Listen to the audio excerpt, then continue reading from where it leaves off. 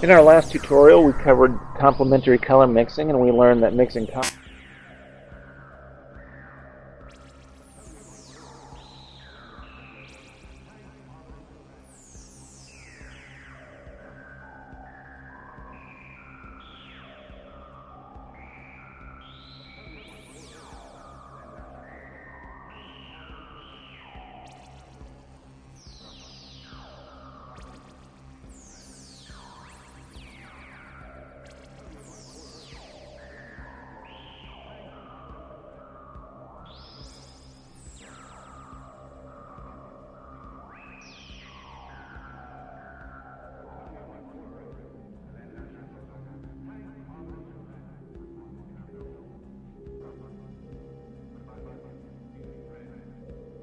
mixing a very muddy color, and that's one way we can work. And you can keep going like that. We can keep going in the red, and that would also be fairly analogous to what we're working on. And you can always work with analogous colors without getting terribly muddy. However, if we went in and put that green on top of that red, as we tried before, bear in mind that's going to turn into a muddy mess up there. And sometimes that can be useful. Say, for example, you're painting a tree trunk or something like a stone wall. Let's go ahead and try the tree trunk here. Let me get a new tool. Let's see. Try the foil here. Say we're painting a tree trunk and we wanted to use a subdued color. Well, we could start painting some of our more saturated colors and then use analogous colors along with it. And we never really have to go in and touch a gray color, because we can just mix these colors together and produce gray colors if we were into that sort of thing. And it really would give you a more interesting result than just going ahead and picking a gray color and just painting with that. With just varying levels of gray, because that can get really dull pretty quick. But as you can see, you can mix overall a fairly gray color while still keeping some different levels of color in there, and that's a very good trick to be able to take advantage of. And also we can use that layer blending, like that layer mixing that we've been using before, to do that same thing.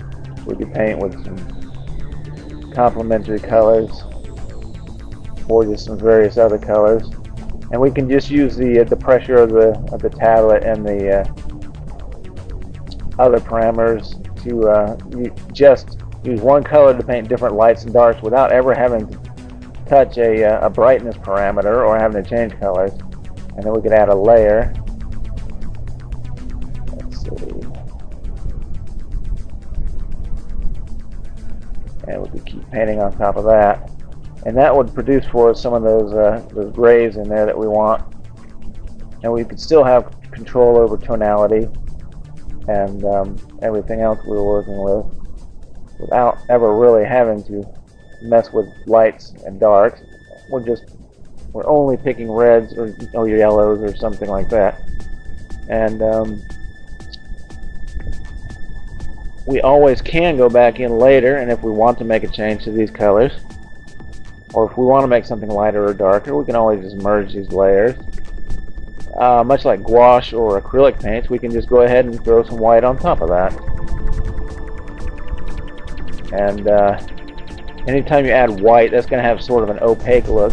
It's going to give you a different feeling than using this white from the palette, from the paper. For some reason, it's going to be a little bit more of an opaque, kind of a cloudy look to it. You can always change the opacity of the brush a little bit, get that white in there, and this is perfectly valid. And you can always, once you've added some white on top of that, you can always go in and add more color on top of that. Put another layer on that, for example. Go in and add a little green on top of that, or whatever you wanted to do.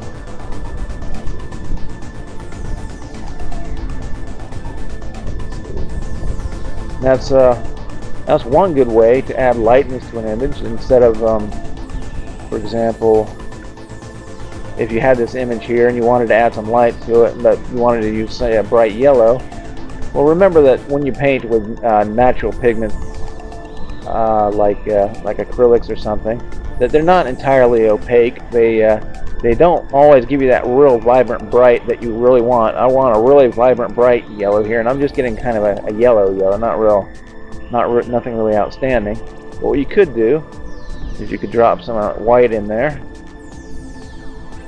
You drop some white in there, and then go over that with that yellow. And since that white is very opaque, you can see now that we're putting that yellow on top of that, that it's getting more vibrant than what we had here, because this was mixing with all these other colors and turning kind of muddy. But since we have that white, that opaque layer of white on there, that is turning very vibrant looking yellow, that sort of thing. And that is another trick, is also used in painting with natural pigments and that sort of thing. And that's about covers it for this tutorial, and I'll talk to you again later.